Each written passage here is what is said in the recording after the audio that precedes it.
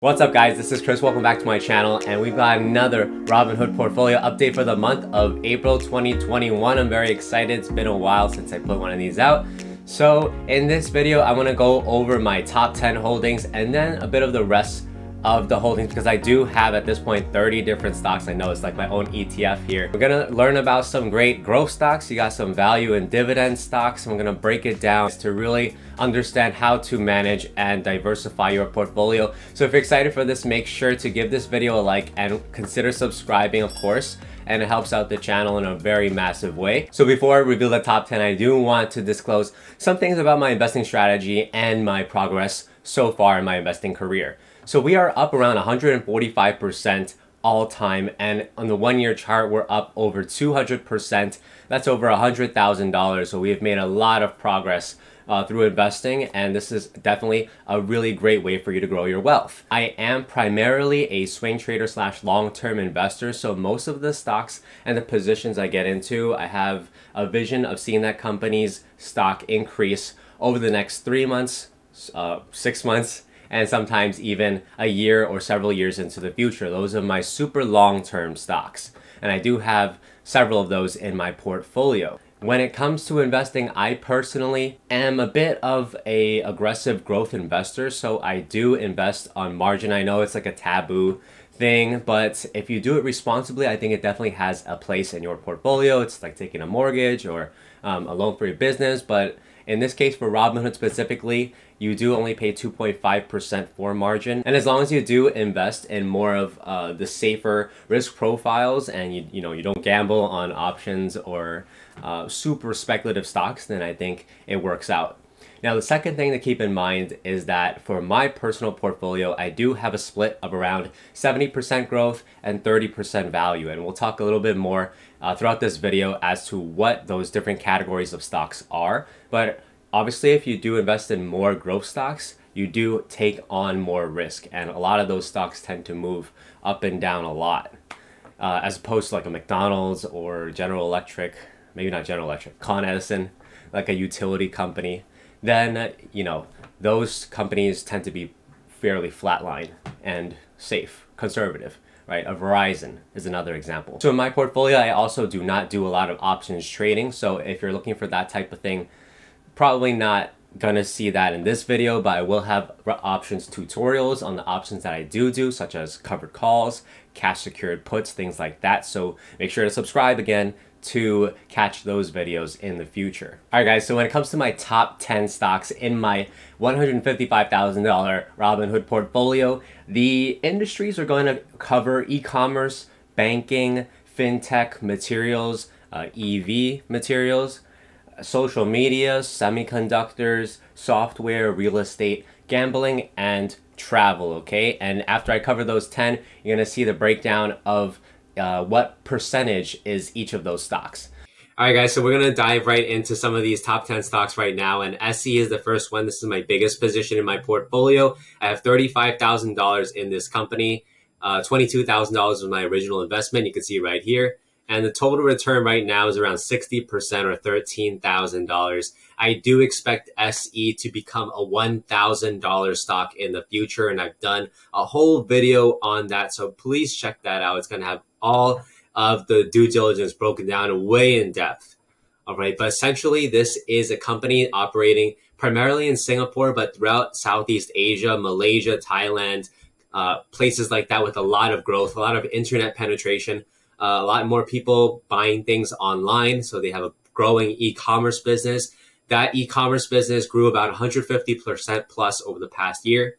The business overall as a whole, which includes gaming, which is a very profitable side of their business, by the way, as well as financial technology. They've just started to acquire more physical banks so that they can develop with the licenses some digital banking, kind of like what PayPal, like Square, does in the United States. And their expected growth for the next year is, again, 100%. $116 billion company. They are taking quite a big loss, $1.6 billion over the past year, but they are, again, growing those sales massively. They did $4.38 billion over the past year, but by next year, this number is probably going to be around $9 billion by my calculations.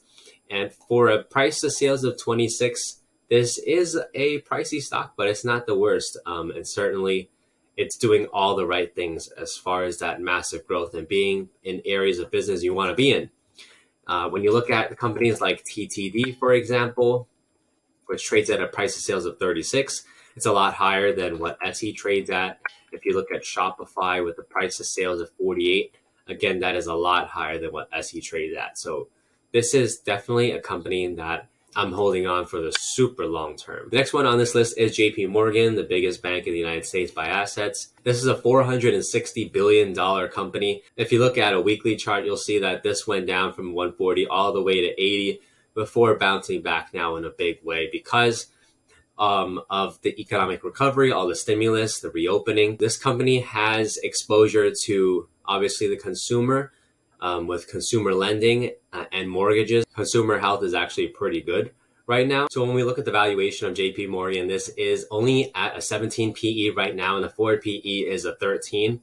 Now, with all the stimulus and everything like that, and banks bouncing back as far as profitability, I think this is very undervalued. It should be trading at least at a 15 to 20 PE ratio, forward PE ratio. So I do believe this is more of a $180 stock as a result.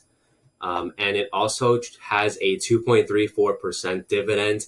Again, share buybacks and dividends are coming back after the Federal Reserve okayed that. So that dividend is probably going to get a good increase. I would like to see it 3% plus. And JP Morgan did approve a $30 billion share buyback, right? $30 billion of their own stock. Stock number 3 here is IPOE, Social Capital Head of Sophia.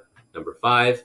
This is a company that is a SPAC merging with IPOE, bringing that company to the market. IPOE is one of the top fintech companies out there. They do a host of different financial services. A lot of them are targeting millennials, but you have stock trading, you have student loans, personal loans, mortgages, savings accounts, checking accounts, credit cards, debit cards, all that good stuff, all in one platform.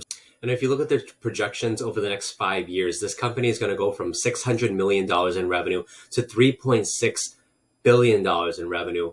And that is because all of those trends like stock investing and millennial finance is going to grow huge over the next 5 years. And you do have part of their business that is called Galileo. This is used by a lot of fintech companies other than SoFi, like Robinhood, for example, to use their coding and the interface to build their apps on.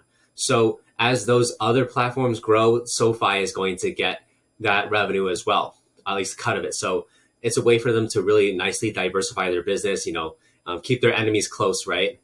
And this is a company I have 1,000 shares in. I did a whole video on this as well, so please check that out. MP is stock number 4, and this is a company that does rare earth elements. This is the number 1 producer by scale in North America. Most of the business in the world is in China, a little bit in Australia and Japan. But all of those rare earth elements are used to make magnets, and those magnets are used in EV motors. Those motors are going to be used in 90% of electric vehicles. They're also used in wind turbines and other technology applications. So this is a company that is going to have business growing for the next 10 years because the number of EVs out there on the roads is going to multiply like wildfire, right? So I have 450 shares in this company. I just bought like 50 more shares recently after it took this drop here towards the back half of March. And I think it's going to continue a nice uptrend here. It's at a low right now. You could see it trading at 40s and 50s, and longer term, I do see this as a $100 stock. It had 100% growth in the past quarter, and I think that this is actually also kind of like an inflation cyclical company, because have you seen the prices of those rare earth elements? I will put a chart up here on the screen, but some of those elements, NdPr, for example, which is used mainly in those magnets, is the prices are going month by month up anywhere from 10 to 30 to 50%, some of these elements. So the profitability that this company has, the leverage, is going to be phenomenal. The next stock on this list is Facebook. All right. And Facebook, I really have to also say, is like a value stock at this point. And I really need to pull this up on FinViz for you guys to really illustrate it. So, and by the way, this is bumping those all-time highs after this has been flat for a long, long time. Actually, since August, right? So that's 1, 2, 3, 4, 5, 6, 7, 8. 8 whole months have gone by, and Facebook is basically at the same price. I think it's due a breakout, but you'll see here when it comes to the forward P of this company, big tech company growing, sales 33%. This next year is also going to be great. The forward PE is 22. That's so low for this company for the amount of growth it has. I think Facebook should be trading at least at a forward PE ratio of 25, 27. 25 forward PE on this company with the estimates. That's at least a 337 price target, which is 10%, a bit more than 10% upside. A forward PE of 27 would put this around a 364 price tag. I think it is definitely warranted. And it's just easy money. Facebook, whenever you buy with any controversy, whether it's Cambridge Analytica, whether it's banning Donald Trump, whether it's, data leaks, as bad as those things are, it's always been a buying opportunity in Facebook stock. So regardless of your opinion of Facebook, the platform, Facebook, the stock is a cash cow and it's undervalued. And I think you have to buy it. I think this is the next $1 trillion company, by the way, only $837 billion right now. Next stock on this list is NVIDIA, the premier semiconductor company. They're everything with AI and data centers and gaming. This is a company I'm building a long-term position in. I have 25 shares, around 6% of my portfolio, 13.8K here, a little bit of a gain. And when we take a look at NVIDIA's valuation, it is also pretty compelling. And this is one that's also been trading pretty much flat since August, like Facebook. So I think it's well due a breakout. Forward PE on NVIDIA is 37. Now, that's pretty low for NVIDIA. And this is a company that grew its sales in this latest quarter 61%. That's very, very high for a big tech company. $334 billion valuation, has a tiny dividend, so not really worth mentioning. But you look at the target price on NVIDIA, 638. That's around 20% upside from here. And I definitely see this being a very long-term stock as well. When you look at technology and where it's going, and these semiconductor chips are a necessity in anything related to 5G and AI and electric vehicles, by the way, autonomous driving. They're in a big part of that. They got a partnership with NIO going on, for example, and other automakers. So NVIDIA is a great one. Whenever you see, the long-term trajectory of NVIDIA, I think, you can see it right here in this nice consolidation. I think it is going to continue to go higher from here. So NVIDIA is a great stock to own. Next stock is Salesforce. And once again, you see right here, it's also been trading pretty flat since August. Kind of see this trend in a lot of different stocks here. I'm accumulating these stocks on weakness, guys. When things are not going, up and up and up, and a lot of people don't really care for these stocks, I am buying these stocks because I know over the long run, they're going to do well. And Salesforce is going to have $50 billion in revenue over the next several years, 2025 to 2030.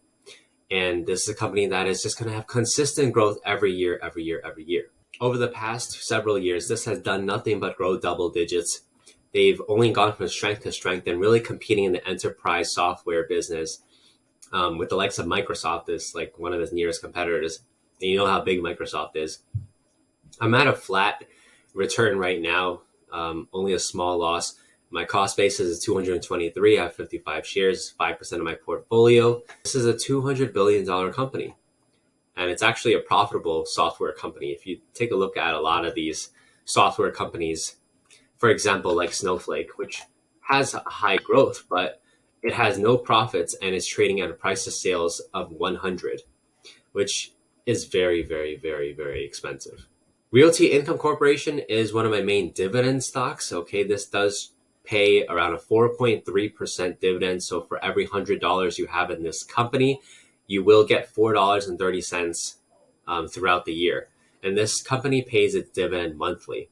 So you could see here my dividend from realty income is $35 for the month of April. $59 cost average, so a small 10% gain as far as the share price. This is a company that has consistently throughout history returned about 15% a year if you include the dividend. And you can see right here, consistent gains. There are ups and downs, so it's kind of like a cyclical stock. This has gone from $8 in 1994 to $65 today. And it's had steady progress, even through the housing bubble and real estate prices tank, and there are up and down years in real estate. And also interest rates, fluctuate. But this is a company that's going to get a consistent return for you over the next several decades. If you are a dividend investor, this is a must-have in your portfolio. Golden Nugget Online Gaming. This is a company that does online casino as well as a little bit of sports betting. So there's some similarities to DraftKings and Penn National. But this company is a lot undervalued. I'll explain why. So they're only primarily operating in New Jersey and Michigan and a little bit in Pennsylvania right now. But they just got licenses to do business in about 7 other states. So a total of around 10 states right now. When you have 100 million revenue based off of just a couple of states, once you get 10 states going, you can see how this is going to snowball. But nevertheless, this is a company that has been on a consistent downtrend since the start of 2021. Despite those great numbers, despite the great earnings and the long-term projections, the long-term future of this company, I can't see why it's trading at $13.83. It's ridiculous. To round out the top 10, we have Boeing. Okay, Boeing is in aerospace and defense and travel. I'm sure everyone knows about 737 MAX and how planes were falling out of the sky and they got banned and everything, and they had to reapply for the licenses and everything. But they got that going on right now. Everything is settled out. They've got new orders from a lot of different airlines now. I'll have those on the screen right here. You can see they're getting those orders. Last year was trash for this company, like total mayhem. This company lost, you'll see here, I think around $12 billion the past year, negative $20 per share, and 500 million shares. Pretty bad. But I'll tell you what, the 4P of 46, it's getting better. If you look at the historical trends for Boeing, PE ratios should settle around 20 for this company on average.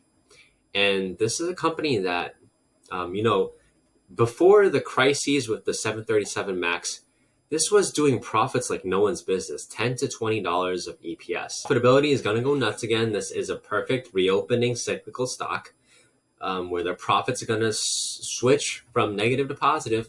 And a lot of people are going to try to buy some of those airline type of companies, the likes of Boeing, industrial company. They're going to get a lot more business. They still have 60 billion in sales. I think it's going to bounce back in a massive way. So Boeing is a great one. I have 30 shares here, 3% of my portfolio, and we're at a nice 20% gain. All right, guys, so to sum it up, we have 15% of my money in SE, 10% in JP Morgan, largest bank in the United States, IPOE, great fintech company, MP, materials, rare earth elements for magnets, Facebook, of course, biggest social media, Nvidia, semiconductor, AI chips, Salesforce, biggest enterprise software company out there. We got O stock, which is in real estate, those nice dividends, GNOG, which is in online gambling, and a little bit of sports. And then we have Boeing to top it all out. It's 2/3 in my top 10, and then the rest is smaller positions that make up 34% of my portfolio. Fun fact also is when it comes to my portfolio, I do have diversity as far as geography too. I don't have any European stocks, but I do have quite a number of Asian stocks. So I have about 74% of my portfolio in US based stocks, 15% of course in Southeast Asia, which is SE, and then I have China stocks as 11%. All right guys, so after looking through all the footage, I realized this was way too long for a single video. So what I'm gonna do is I'm gonna drop all that knowledge into a second part 2 video. So be on the lookout for that one. It's gonna drop shortly after this part 1. And that's gonna be a very interesting video to watch. We got the likes of Tesla, NEO, GIK in there. and I hope this brings a lot of value. Make sure to leave in the comments down below which of my top 10 stocks is your favorite, or what are some stocks that you're potentially buying for the month of April 2021. I'd love to hear your thoughts, and until next time, my friends, stay well and invest responsibly.